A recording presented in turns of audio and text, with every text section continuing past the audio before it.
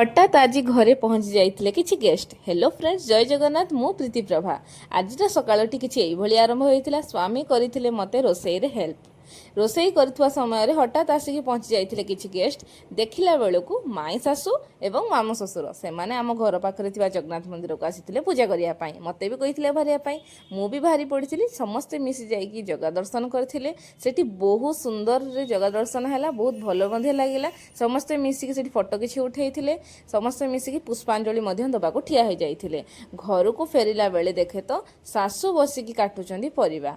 से परिबा काटुथुवा बेले मु भी लागी पड़िथिली रोसई रे। भात डाली बनै नेथिली। एठी से बाहर रोसई करथुले।